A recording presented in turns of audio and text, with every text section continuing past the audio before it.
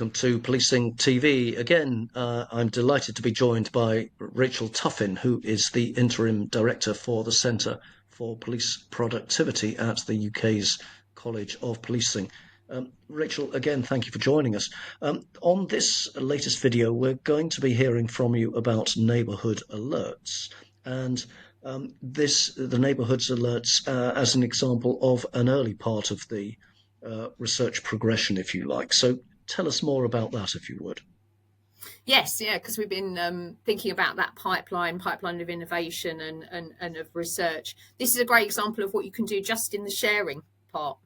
We're going to talk later about, going on to test and support implementation. But actually, it seems like there's a fair bit you can do just from sharing. So this is an example from Humberside Police, but there are lots of other forces that have this, that use it. They were the ones that shared it with us on our practice bank.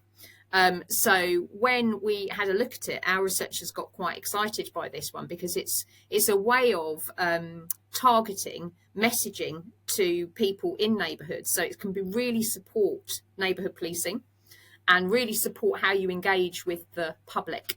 So you can have like geographically focused messaging that you can do, and it allows you to target particular individuals who have particular interests and so forth. So sounds let me just ask: are these messages by phone, by mobile? Are they Facebook?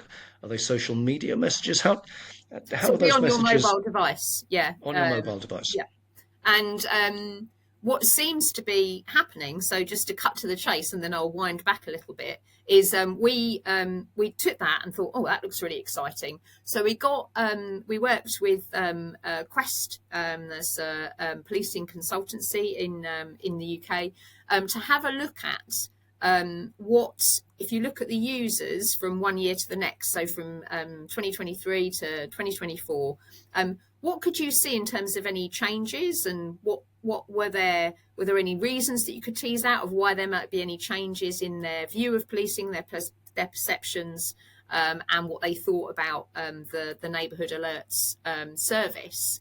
And it looks really promising. So these are very early findings, but it seems to be that people who are using these neighbourhood alerts, receiving these alerts, their perceptions are improving. I mean, they're not just like drastically going up, but they are improving. And that, I think, is really important in an era where we're wanting to really focus on understanding what matters to people in local areas, because that's a critical part of neighbourhood policing, getting them involved in helping us solve what's happening in local problems, because often, obviously, the solutions lie in the community's hands or in partners' hands. So getting them involved in helping to do that is fantastic. And then also being able to share with people what's happened when some problem-solving activity has happened. So great news, you told us that X has happened, there was, some issues with drug dealing or whatever.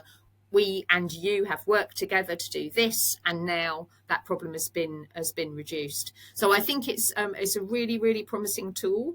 And what we're looking for, I'd love to hear from, again, anybody who would like to work with us now. And so that's a kind of high level finding we found from across the forces that are using it.